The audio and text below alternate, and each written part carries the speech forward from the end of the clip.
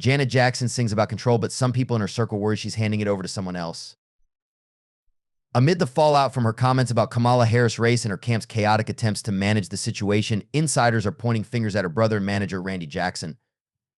Sources say that the PR disaster proves that Randy is too inexperienced to handle her affairs and has become too loud a voice in her ear. The furor began on Saturday after the Guardian newspaper published an interview with the Control singer. When the interviewer asked Janet her thoughts on Harris becoming the first black female president should she defeat Donald Trump in November, Janet responded, "She's not black. That's what I heard. That she's Indian." Despite Harris making history as America's first black and South Asian female vice president in 2020, Janet continued, "Her father's white. That's what I was told. I mean, I haven't watched the news in a few days. I was told that they discovered her father was white." The criticism on social media was swift and devastating as comedian D.L. Hewley lasted the interview as sounding like a Trump rally and even took a shot at the singer's plastic surgery. "It's a little ironic to question whether someone is black while you're breathing through the nose of a white woman," he wrote on X. We're told that her inner circle was perplexed by the interview and fear that the fallout could be more severe than that of Nipplegate after her infamous Super Bowl performance 20 years ago, because her comments could tarnish her sterling reputation as a champion of marginalized groups.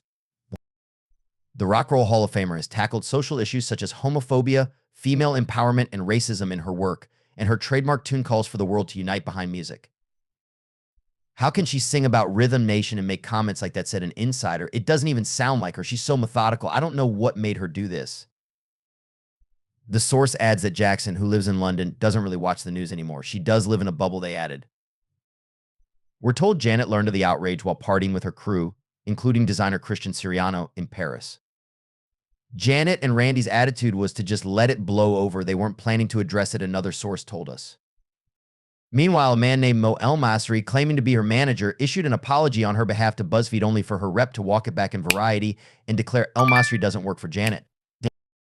They further said the Jackson siblings would not be commenting on the interview as they are mourning their older brother, Tito, who passed away last week. Things got even more confusing after People magazine published another apology, which it updated after the rep told them he does not represent Janet in any capacity, according to the article.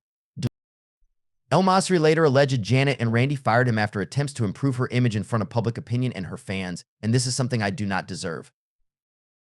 This isn't the first time El-Masri has claimed he managed Janet. In August, he announced the singer's upcoming Las Vegas residency as her manager. Janet's publicity team later sent out an official announcement, but curiously didn't address El-Masri speaking on the singer's behalf then. But multiple sources insist no one in her camp knows who he is. It's completely out of the blue. No one has ever heard of this guy, not any breath of him, one insider told us. Another source told us they've never heard of this guy's name in my life and believes Randy brought him on.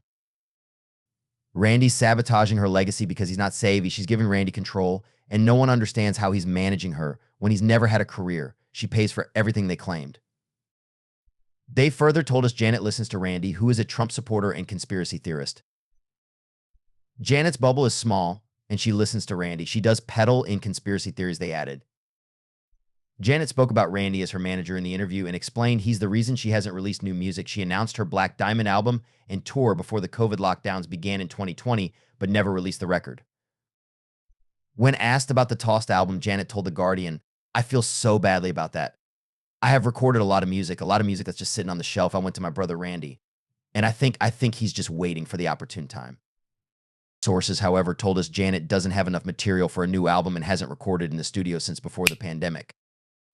I don't know why she keeps promising new music, because there is none, at least not enough for a full album, a third source claimed.